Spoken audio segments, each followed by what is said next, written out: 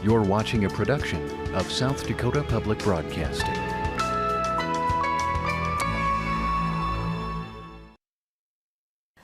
Quilts are as much a social outlet as a creative outlet. And they've become a way that women can express concern and feeling on a variety of issues. People are excited about quilts. It shows the history of their family, and there is something tangible that mom or grandma or sister or somebody back in Europe did, and here it is, and isn't it wonderful? And it is wonderful. There are many treasures. I love it all. The journey's wonderful, but I think the destination, because I want to get on to the next one. I just make them to make them. I don't make them for a particular reason. I just love making them. And I have to see how it's going to turn out.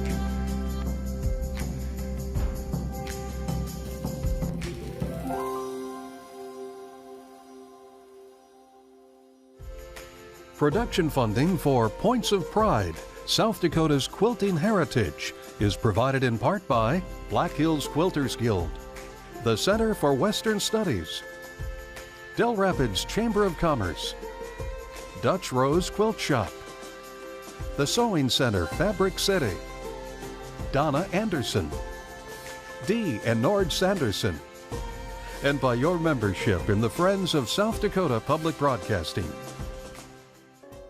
The history of quilts is rich, varied, and influenced by many different ethnic groups and quilters. Throughout time, quilts have had different purposes: warmth, protection, household decoration, and therapy. Some are nothing more than utility quilts used for warmth and bedding. Others are considered artwork and are showcased for admiration. Today, some quilt owners travel from quilt show to quilt show, seeking approval of their creations from their peers in the quilting world. Many win awards and are recognized both here at home and across the country. Some quilts have great monetary value, while others have sentimental value. Some are even historically significant. Quilts can tell a story, and many are family heirlooms passed down from generation to generation. Quilting can be traced back to ancient Egypt and China. Quilts are defined as 3 layers of fabric that are quilted together to hold them in place.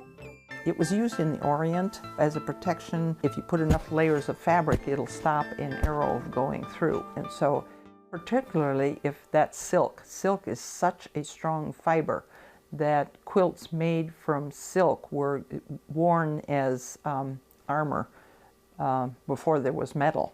And so that came with the Mongolians over to the Mideast. And one of the things it did when the Crusades went to the Mideast, they brought back quilting to Europe. The Crusaders used it as padding between their skin and their armor. Well, when you bring it back to Europe, now there's a whole bunch of things you can use it for. There's evidence in some sculptures or drawings from ancient Egypt that there are people who are wearing what might be quilted garments. So that's a little harder to say with specificity, whether that's accurate or not. Probably our biggest influence in the United States was from Great Britain. The quilt as we know it in America, dating back to the colonial days, was mainly created and used out of necessity for bed covers and warmth. The earliest American quilts were so connected to everyday life of early-day settlers, few records of them exist. We need to remember that England and Europe had quilting, but the Americans brought it to a whole new level, really developed it, really used it, really made it part of the culture. The problem with studying textiles is they don't last forever. They get used and worn out. When it comes to the history behind quilt making in America, there's a difference between nostalgia and reality.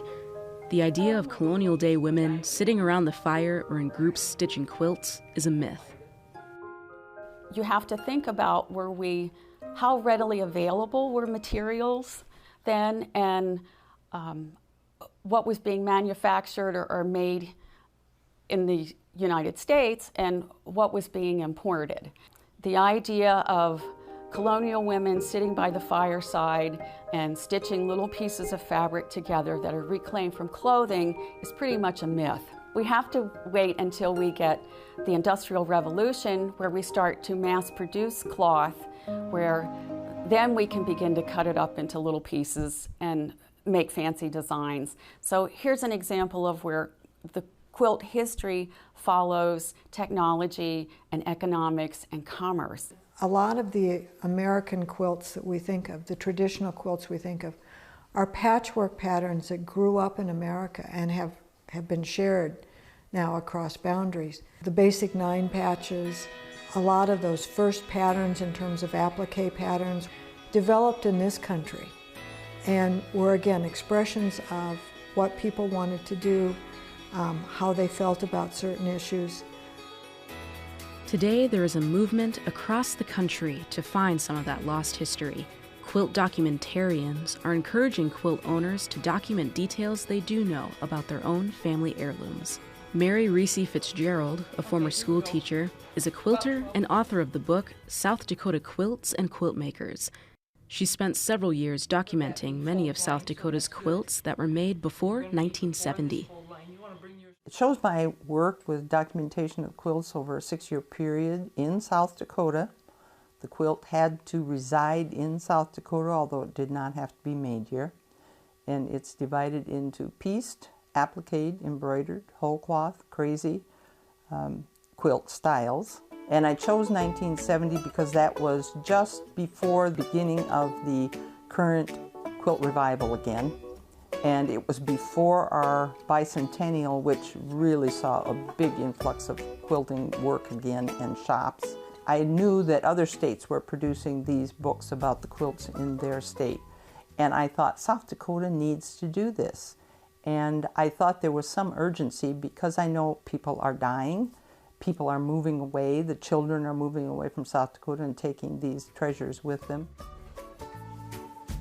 Mary retired from Flandreau Indian School and later earned a master's degree in the history of textiles, quilt studies from the University of Nebraska. Mary then began her journey of documenting quilts in her home state of South Dakota. I can collect who the owner is, how they acquired it. Did they find it in a trunk in the attic after Dad died? Did they purchase it? Did a neighbor give it to them? How did they acquire it? And then I have a 3-page sheet that I go through and look at very specific things. We start with what kind was it, put it in a category, and then I count the number of stitches per inch when it's quilted. I look at what the fiber is that was used to construct the fabric, what kind of condition is it in, is it blocks or is it one piece, or how is it arranged? Is it handwork or is it machine work? How is the binding attached? What's the back look like? And all of those things together can give me an idea of when the quilt was made. Probably the first thing that you look at when you look at a quilt and determine the age is if there are prints in the quilt, that is a good way to determine when was that print popular, and it gives you a good idea of when to go forward. On this day, Mary is documenting quilts from the family of former Governor George T. Mickelson. Little is known about the quilts or their origin, but Mary uses her expertise to identify the age and materials used, which can help families trace the quilt's heritage. Put 1930s to early 1940. Quilts can help tell a story, maybe from a family's past or from a significant time in history. South Dakota has quilts that are considered historically significant, one of which found its way to the Dakota Territorial Museum in Yankton. There is a quilt down in the museum in Yankton. It's Lone Stars, and when I first saw it, they said this is a centennial quilt from, so it would have been 1876. Well, I got to examine it. It did not say 1876. It's 1878. And as I started looking at it and researching it, I found out that it actually is a centennial of 1878, which was the Battle of Wyoming in Pennsylvania. Americans were overpowered by the British, and the British had enlisted quite a few Native Americans also on their side. As the battle went on, it became very lopsided, and the Americans were losing. A lot of them were captured, many of them were killed. Of those that were captured, many of those were then massacred rather than held as prisoners. So 100 years later, this quilt is commemorating that particular experience in Pennsylvania. Quilts mean different things to different cultures, and the Lone Star quilt is a treasured tradition among Native Americans. It's one of the most valued gifts of the Sioux people, often created for giveaways at graduations, basketball tournaments, naming ceremonies, marriages, and funerals. The majority of Lakota star quilts are dominated by a single star. However, multiple and broken star patterns are not uncommon. A Lone Star quilt has 8 points. There are other stars that have 5, 6, and the Lone Star is a 45-degree angle star. And it'll always have 8 points. You can put as many colors in as you want in the points. Any kind of honoring, the star quilt is given to the person that they're honoring, and that's what they've always used the star quilt for. And years ago, they used buffalo hides as gifts, and then as the buffalo became extinct and there were no more hides, that was about the time the settlers came to this area, and the missionary women taught the Native Americans how to quilt. Susan Carey's family homesteaded in the Parmelee area in the early 1900s. They brought the skill of assembling a quilt to the area, but tied their quilts together rather than hand quilting them. The Native Americans would later teach the Careys the fine art of hand quilting a quilt and the importance of the Lone Star quilt. The Carey family wanted to give back to the community of Parmelee, so Susan's daughter, Cheryl Bartlett, started a quilting business that specializes in Lone Star quilts. Today, the company helps keep the tradition alive while providing job opportunities. And the Native people here kind of taught me how to quilt, because I knew the tying of the quilts, but I didn't really know the hand stitching. Mom usually had either tied or it was sewn. The stories that I hear of the people that helped raise us in this community is that every one of these patches represents someone. They don't really have a name on it, but it's someone. So if the blanket's there, you are kept and you're taken care of and you're secure and you're in that manner if you have these blankets, because all those people are taking care of you. So I think that those traditions have continued on. It's just not a quilt. It's just not a blanket. It's something that's meaningful to a celebration of some sort or a memorial that they are doing a year after year, and they feel like that this is something that they can always contribute back to their families and keep that culture in their communities as well. I helped ladies quilt sometimes if they were going to have a giveaway and needed somebody to come and help sew. I was fascinated by it because they started doing different designs. Like they would make an eagle instead of a star, but it was the diamonds that were sewn together. Whenever a woman has a grandchild, she makes a quilt for that grandchild. When a boy plays basketball, they honor him with a basketball star quilt. When they get married, they give them a star quilt, and the services of funeral. It's very important for these women to make the quilts to honor their families. The living tradition of the star quilt continues to grow and evolve. The people, the Native American people and the settlers and whoever else that has been out there, I think that they have set a lot of good boundaries and a lot of good teachings on how to make the quilts and the meanings of the quilts. So I foresee that down the road, in quilting in general, I feel that that's going to be a connection of families and cultures continually. I don't ever see that going away. For many families, like Karen Olson's, little is known about some of their quilts. One of their treasures was accidentally discovered when tearing apart an old piece of furniture left behind from when the Olsons first homesteaded in the house Karen and her family now call home. When we bought a new bedroom set, when we took the mattress off of the spring, we found this quilt between the mattress and the spring in that bed. Not sure how old it is, but I know it's very old. I think it's an important thing to document your quilt, and not just to say your name and when you made it, but if you used a pattern, whose pattern or whatever, and put a date on it. Historically, women's contributions have been very hidden. Most of the history books document men very well and men's accomplishments, but until recently, women had a support role, and often that wasn't known. And quilting was a way that they did that. They could support Civil War quilts, where they sent a quilt with someone going to war. It was not just to keep the guy warm, but to say, I support what you're doing, I'm with you. It's a way to make a statement. There are quilts that document the horror and that people felt with 9/11, and yet supported people as they were trying to recover from that or to remember loved ones lost in it. The AIDS quilt is another big example. Hundreds of panels made when AIDS was still kind of a stigmatized disease, supporting people, remembering people who had AIDS. And so when you pull a quilt and you see nothing about it except a beautiful piece of fabric, it's like, who made this? Why did they make it?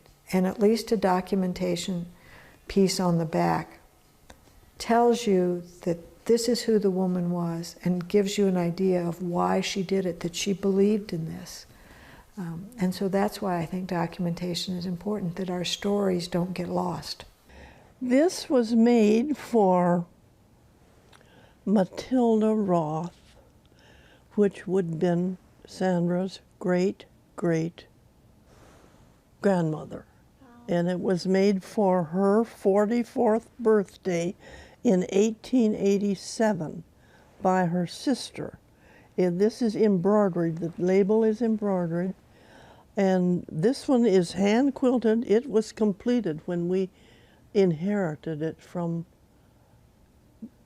Grandma Lynn's family, from Grandma Lynn and her mother and her grandmother. My mother made a baby quilt for me, and I still have it. It has squares that are embroidered, and I'm sure my grandmother probably also helped her with that. It was all handmade. The first quilt that I ever made was when I was 15 years old. I was in 4-H. I started 4-H when I was 10 years old, and I needed a project to enter in the Marshall County Achievement Days at Britain. Well, I think I did very well. I got a blue ribbon, and I was very pleased with my ribbon. As families, museums, and quilting enthusiasts work to piece together the history behind many of these creations from yesterday, they are learning that a certain pattern, color, or fabric can tell a great deal about when the quilt was created. During the Great Depression, many of the quilts were made with pastel colors. Some believe it was a quiltmaker's way of bringing color into the lives of families struggling during a dark time in American history. And I think that that is counterintuitive. You think, oh, everybody was so depressed. Well, everybody wasn't so depressed, or else they wanted some joy in their life. Pastel was the biggest thing during the Depression years. When things were make do or do without, lots of the newspapers, Kansas City Star and others, published quilt patterns that people could share around so that they had an outlet not only for making a quilt and keeping themselves warm, but the piece of beauty that sometimes gets lost. There are times when a particular color was popular. Like 1840 to 1860, red and green quilts were very popular. Then there's the crazy quilt era, started like 1880 and never really has died. But there are colors or particular characteristics of quilts that go with a particular era. Beth Mazzella, a Rapid City quilter and quilt documentarian, was introduced to quilting at an early age. Today she understands that, historically, quilting was far more than just a craft. It was, and still is, a social outlet for many women, a way to express themselves. I can share with you from my family. My mother was making a bow tie quilt. This was probably in the early 30s. And at that time, the American Legion women needed a fundraiser. And they came up with what they called galloping tees. Now remember, this is the days of the party line where you picked up one phone and 29 people could listen to you. And they would pick up the phone and they'd say, oh, we're going to so-and-so's house. And you were supposed to come as you are when you got the phone call and do whatever had to be done at the house when you got there. And then everybody would throw in small change to pay for the little lunch that they would serve. But Mom was piecing a bow tie quilt. Her mother was making her pep club outfit.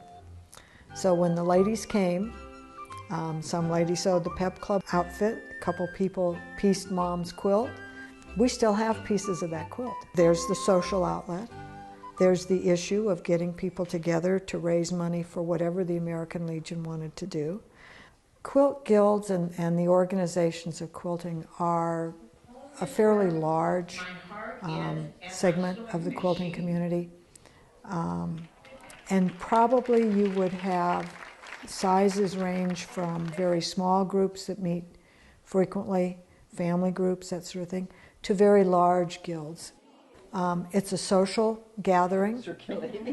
That yes, we get together, we talk.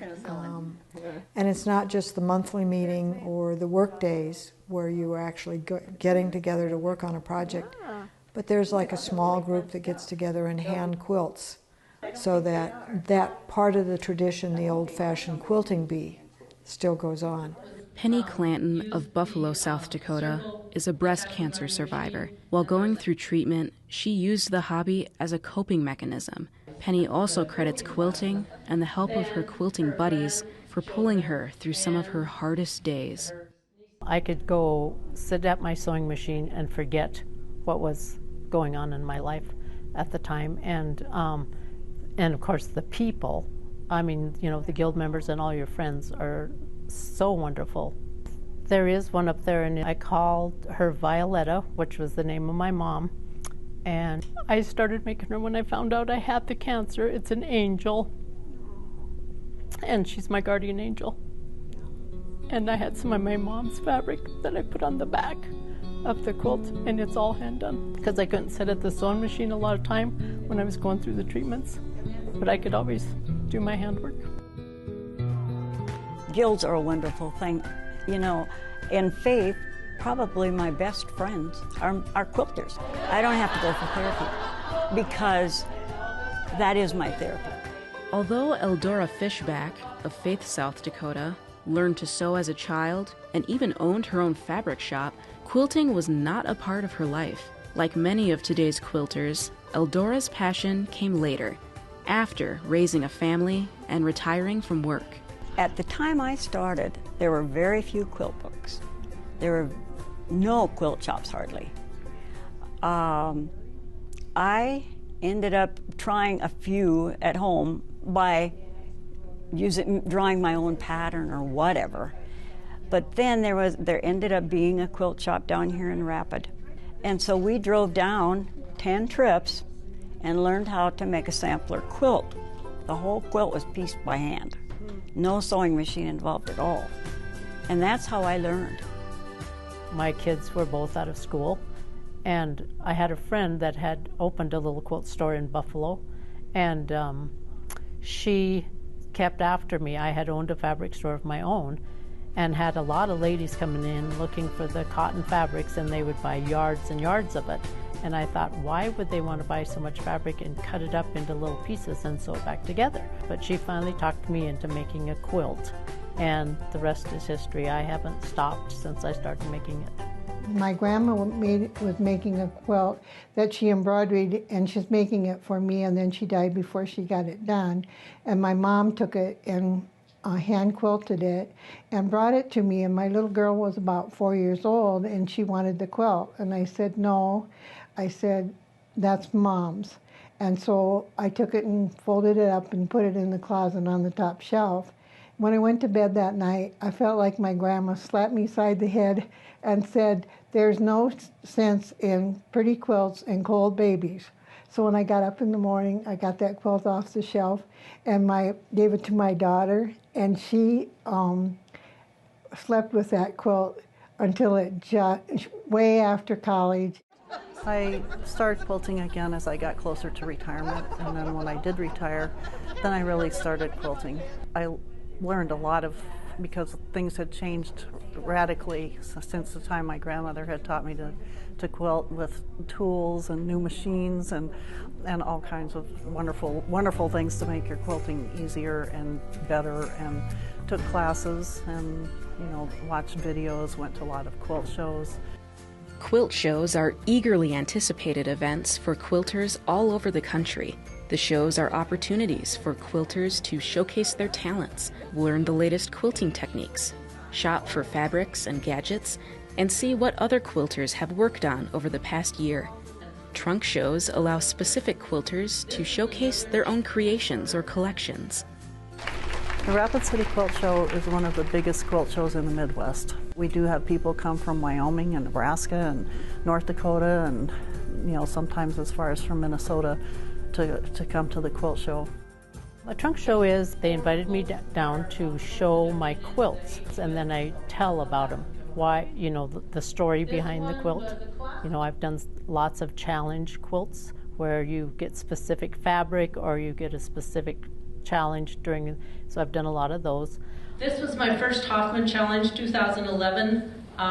This was the year my mom passed away, and this is one of her hankies that I put on it, and this is what she loved, was the teapots, teacups, and the old-fashioned bowls and stuff.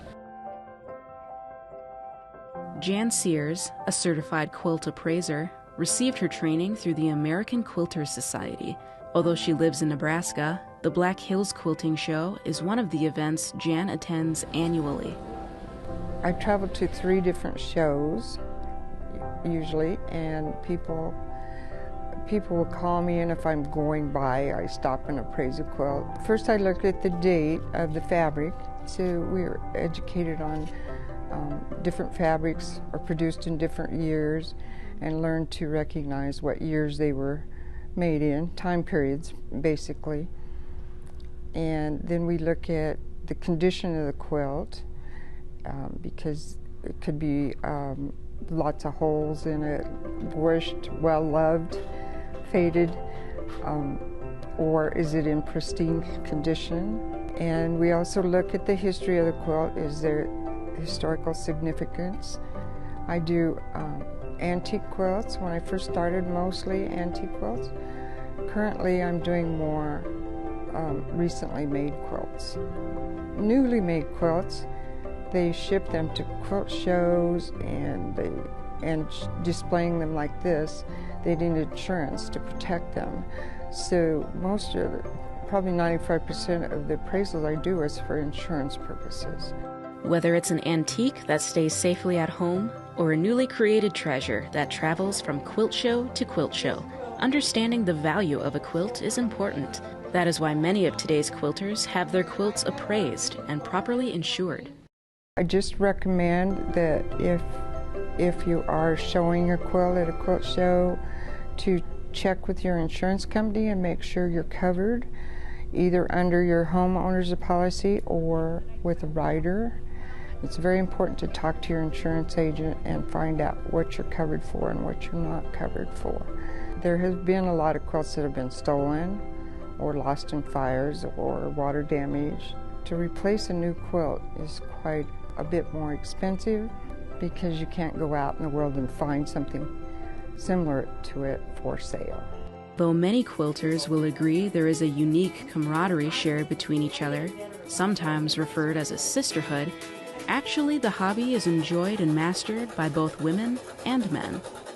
I started quilting in 2005 on New Year's Day. Following my wife around from quilt shop, quilt shows, and so my wife likes to say my ego got the best of me and I felt I could do a better job than she could.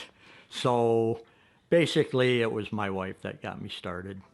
I didn't hardly know what a needle and thread was. I could probably sew a button on, but that would have been about it. Some of my quilts I've designed myself, and the ones that I don't, I change parts of them that I don't particularly like and put my own touch on them. And my wife says it's from my knack of being able to look at a piece of furniture and then build it without any plans. I've won a couple of awards at our local quilt show, and I get a little ribbing about that. You know, the women ought to be winning these awards, but I think it's mostly in jest. We have his, hers, and ours. So sometimes we'll buy fabric together, and we have different tastes in fabric. So I buy all my own fabric, and she buys her fabric. But there are occasions when she might have a fabric that I would like to use. I'll ask her if I can dip into her fabric stash, but I would not think of helping myself to her stash. This would be my favorite quilt. The blue that you see in here, that my wife and I purchased at Liberty of London, and I decided that I would design a quilt using that as my predominant feature.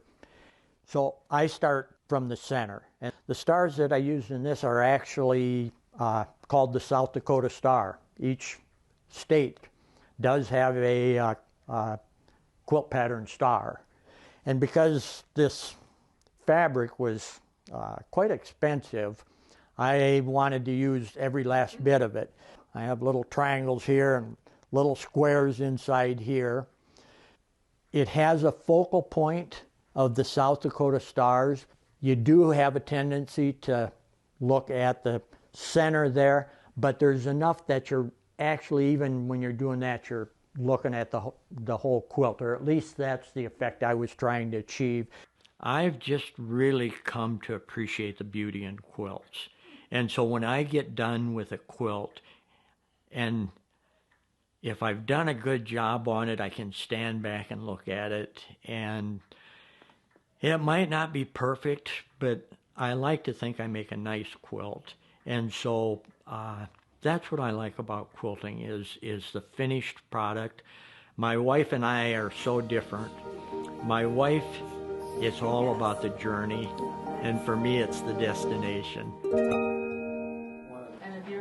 Quilters are attracted to different styles of quilts for different reasons, and there are many, many styles quilters can choose from. One particular style is loved so much by a group of quilters in southeastern South Dakota, they meet each Wednesday to work on their creations.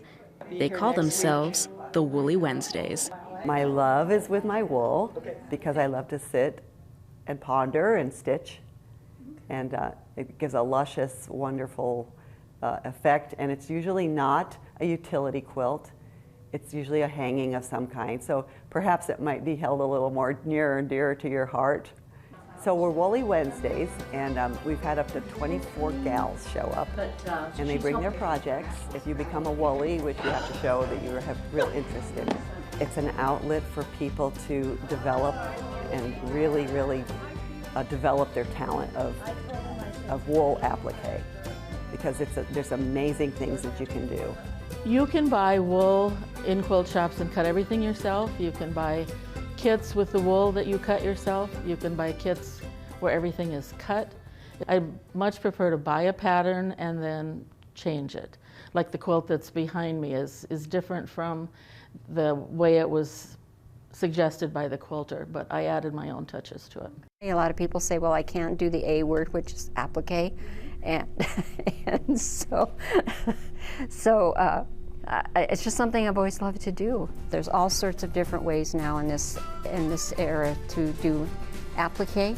I do all mine by hand, meaning that you take a piece of fabric, you make a block, and on that you attach all the pieces, sew them down by hand. And I usually use silk thread, so you can't see the stitches. And then you make blocks, and then you sew them together, and you have a quilt. It's just a relaxing thing to do, and I love the outcome when it's all done. So I'll work like 2 or 3 years on a project. Quilters may gravitate to one style over another, or choose a pattern and personalize it, changing the fabric or color. Many of the quilting styles used today have been around for years. Crazy quilts were about 1880 is when they came in, and it's just randomly placed fabrics. Originally it was velvets and satins. Embroidery, one of the most common now, and has been for a long time, is to buy a pattern and then apply that to the fabric and follow around on the stitches. It's whole cloth. That means just a piece of fabric. It's utilitarian. It has no need except to cover the family and make them warm. And pieced is the most common. 50% of all of the quilts that I saw in South Dakota were pieced. The one behind us is pieced. It might be in several different methods. You might have a block and sash, which means you make blocks, cut them out, make a different pattern, might be hens and chickens. There's thousands of patterns. Today, there are more choices when it comes to patterns, fabrics, and the tools used to quilt. Although this craft has evolved over the years, what defines a quilt remains the same. But by definition, a quilt is 3 pieces, top, batting middle, insulating middle, bottom, backing, and that piece of the tradition continues. It's not a blanket, it's not a coverlet, it might be a comforter. But the technical definition of a quilt is a fabric sandwich or a 3-layered textile, where you have a backing that's quote-unquote normal fabric, a decorative top, which may or may not be pieced like this one is, or patchwork, and then an insulating layer, which in the United States we call it batting. Other parts of the world call it wadding.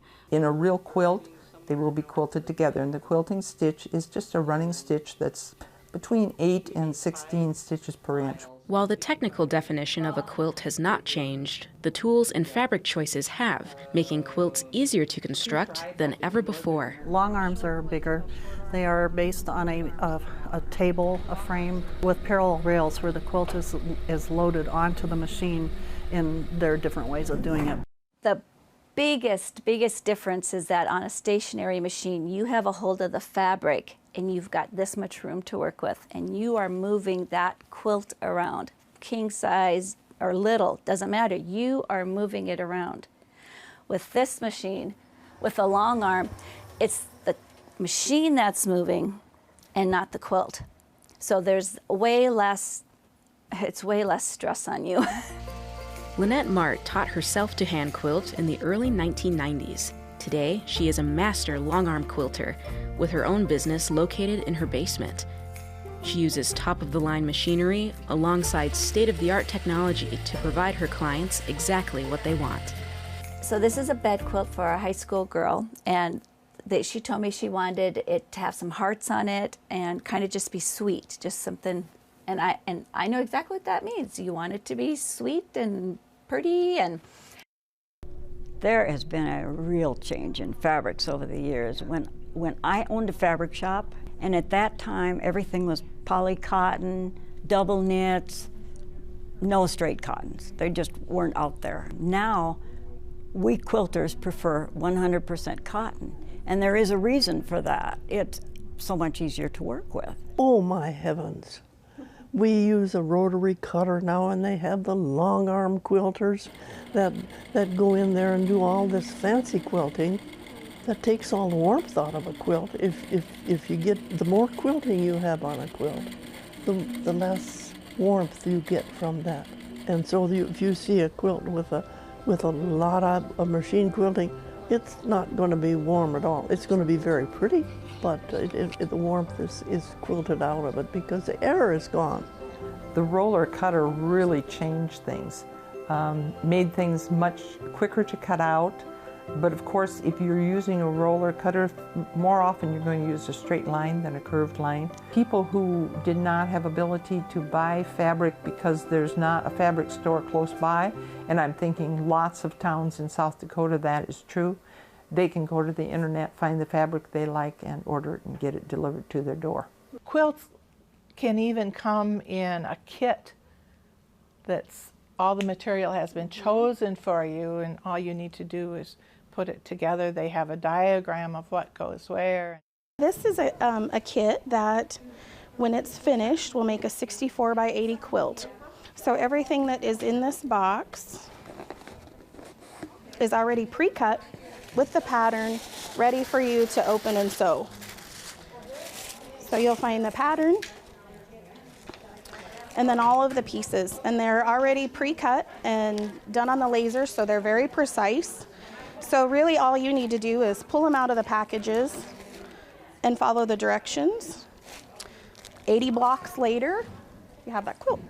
For people that are busy and don't have time to do all of the cutting, it's really simple. Open it up and just go right to town and start sewing.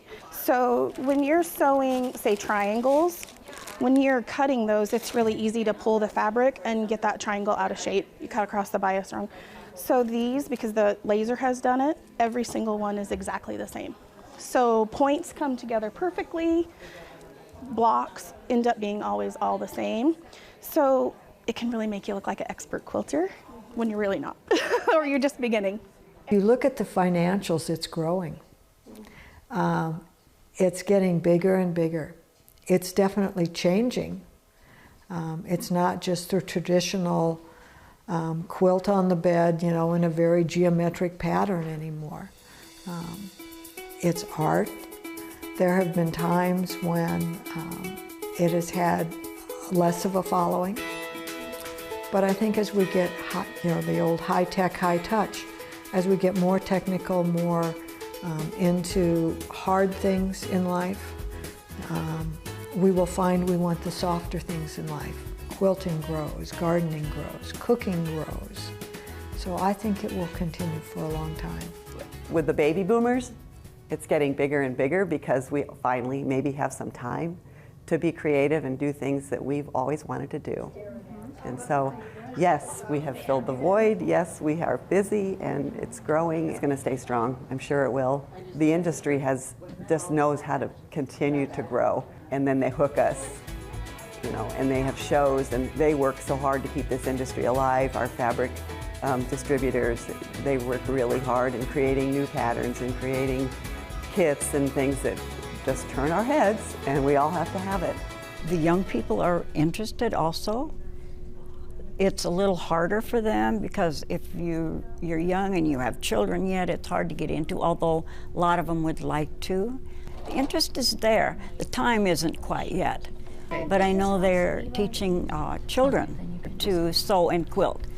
And I think that's going to be really good too. So I think the future's out there. Youth quilters Noelle and Katie started quilting at the age of 6, working on doll clothes and small blankets. Within a few years, both had created quilts for themselves and others. I made little doll blankets for my American Girl dolls, and I made sleeping bags, and also like 10-minute table runners. Those are very easy to make. So this is my parents' quilt that I made for them for Christmas. Can I stand up? So it's made with soft fabric on the back and all cut and trimmed. On Tuesdays, I have dance, and my aunt, she picks me up from dance, and we sew together on those days, and we have our sewing room with an ironing board and a placemat, and we have 2 cabinets across from each other, and so we always just sew together. I have made some quilts, but probably the best one I made it for Boy Scouts for my brother because he became an Eagle Scout, and we sewed on all of his badges and all of his neckerchiefs and stuff, and it looked really cool. So When you're sewing, you can see things being put together. Right now, I'm kind of in the middle of two projects. One, I am sewing clothes for my little Build-A-Bear, and also I am making myself an outfit. I am using some jeans that I got, and I'm embroidering butterflies on them. Mother and daughter Peggy Anderson and Jessie Anderson Kidney both enjoy the art of quilting. Peggy is a retired high school family consumer sciences teacher. While growing up, Jessie was able to learn to quilt alongside her classmates. Today, Jessie and Peggy continue to quilt, often doing it together. I've always said that our kids don't have enough hobbies. They're busy with their sports, their dance, their community activities, which are all wonderful. But hobbies are a creative outlet for kids, and they crave that. I took all of her classes, so we get along really well, so it helps. It's a good hobby for me. It helps me with being patient. We get together every couple months and have a whole day of sewing. And that is a time that I do treasure and I really enjoy. It makes me very, very happy that we have this in common. We can sit and we can visit and we can share ideas about quilts and fabric choices and patterns. I'm just often surprised at her skill level and what she does know and what she can do, and it makes me very proud that she's accomplished what she has. Getting started can be overwhelming for new quilters. The cost of supplies and tools can get expensive. Those who have enjoyed the hobby for many years encourage beginners to go slow. Start small and simple by using recycled materials. I think that the cost of fabric at this point is one of the things that is holding people from starting the hobby if they haven't already started quilting. I think some of us that have been quilting for a long time may be a little intimidating to the beginner because we call it our stash, and we have totes and totes of fabric and shelves, and so they think if they're going to start quilting they have to have this, but they don't. You can come in and start with one project, one book, one idea, and then you can take that and make one quilt. Also, there's the pre-cut fabrics, and they are a very economical way to get started in quilting today because they're doing the work for you, and so you're only buying exactly what you need. They're jelly rolls, they're 2.5-inch strips, or maybe layer cake, which is 10-inch squares. Fat quarters, maybe a bundle or a fat quarter usually runs about $3.50 a piece. Yardage can run anywhere from maybe $8 a yard up to, the cottons usually run around 11 or 12, and the batiks can go up to higher to $12 to $15 a yard. So that in that range is where the cost is going to be.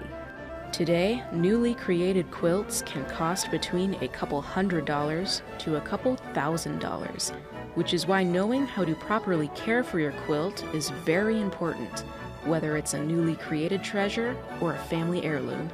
The best way to preserve it is probably on a bed, and the reason I say that is it's not going to develop fold lines and it will be flat.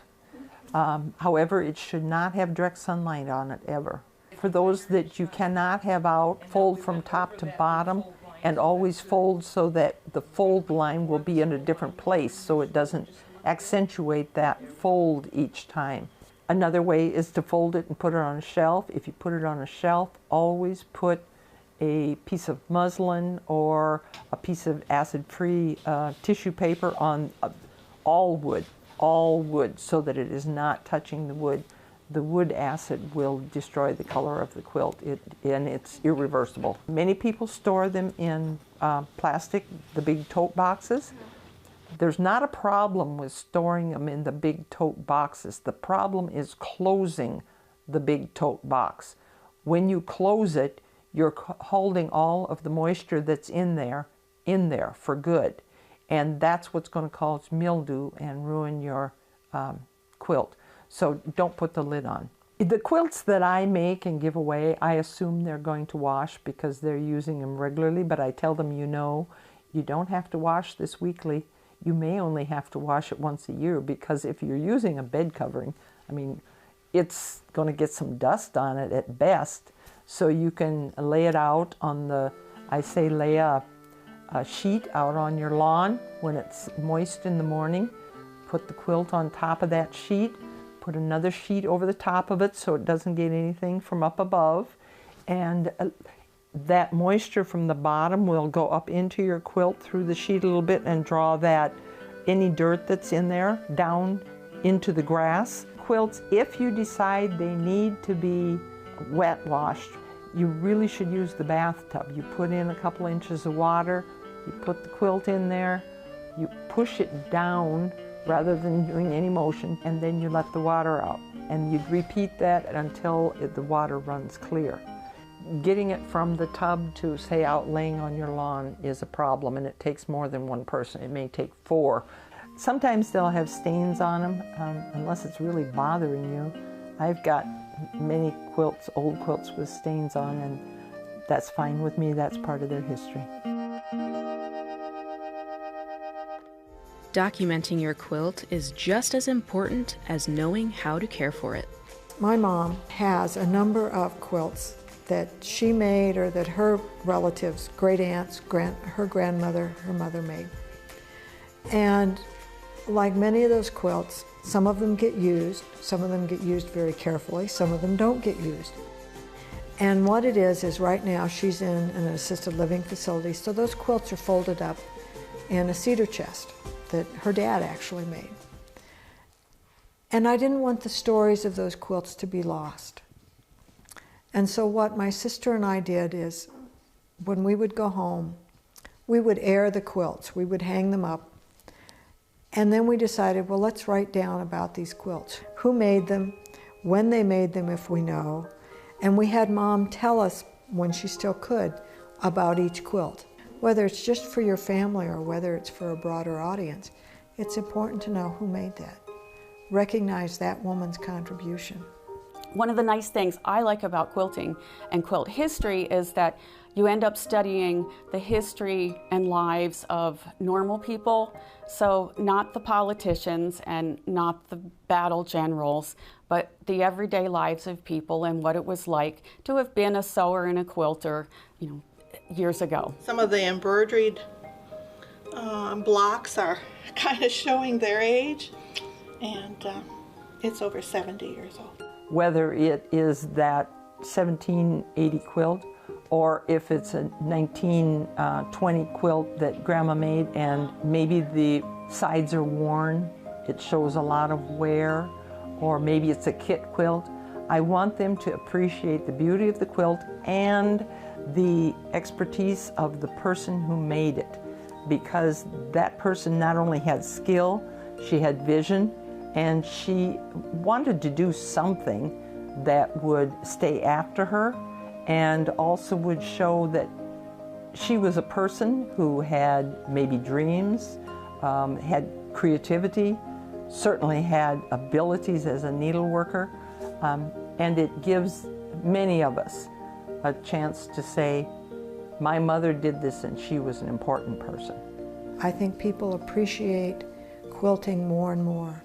And as you see it move into public buildings and move into hospitals, it is recognized for what it is and says to people, someone cared enough to put this here, cared enough about this issue to create it.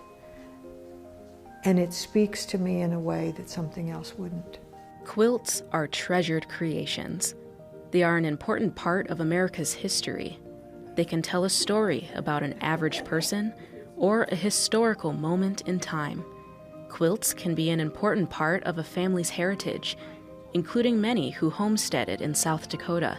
Quilting continues to grow, with many of today's youth attracted to the hobby, allowing the quilting industry to evolve and thrive. The movement to share stories and document quilts is strong and continues to grow, as folks like Beth, Mary, and others work hard to ensure quilt stories of yesterday don't fade away.